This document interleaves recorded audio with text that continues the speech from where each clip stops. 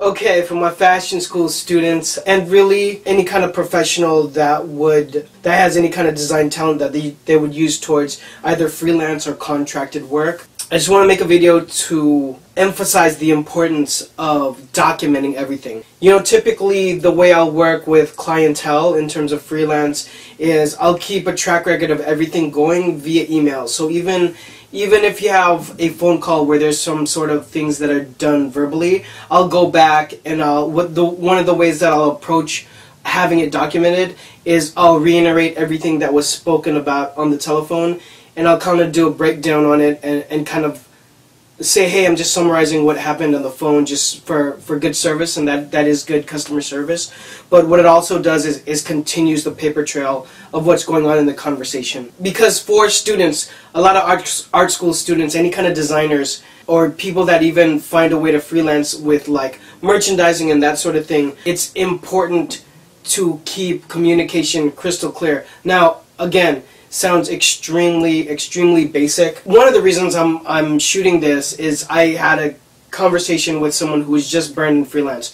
Now, here's the first thing I want to say actually for freelance is you're gonna get burned.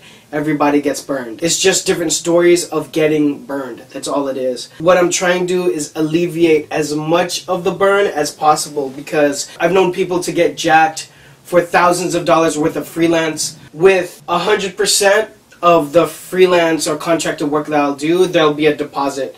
And starting the business relationship before that begins with signed contract and deposit, which then initiates the begin of the design work. I make sure that the client is really clear on a lot of things that are kind of difficult. Again, I've done a few videos about freelancing. You know, it's really kind of difficult because a lot of times artists or designers aren't the savviest of business people, and even me, like there's an ongoing, you know, learning curve. And so in terms of clarity, in the beginning I let them know anything I could forecast that could be a problem, I kind of voice to them beforehand so that they know, so that there's kind of an adjustment of expectation as we move through the project and then finish the project. And you never know, sometimes you think a client is going to be a simple client and you end up doing 10 rounds of logo work for them because it's not the right feel for them, and despite whatever you are doing to try to pinpoint the design, the concept, the logo,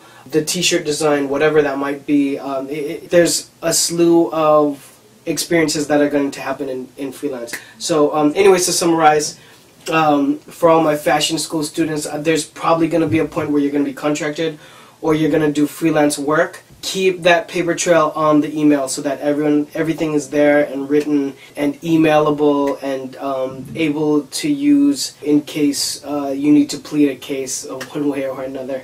Hope that helps. Comments, other stories to share about horrible freelance, links, video links, any of that, please drop it down below. Follow me when you get a chance, Twitter, Instagram, @John Phenom. I love you all. Peace.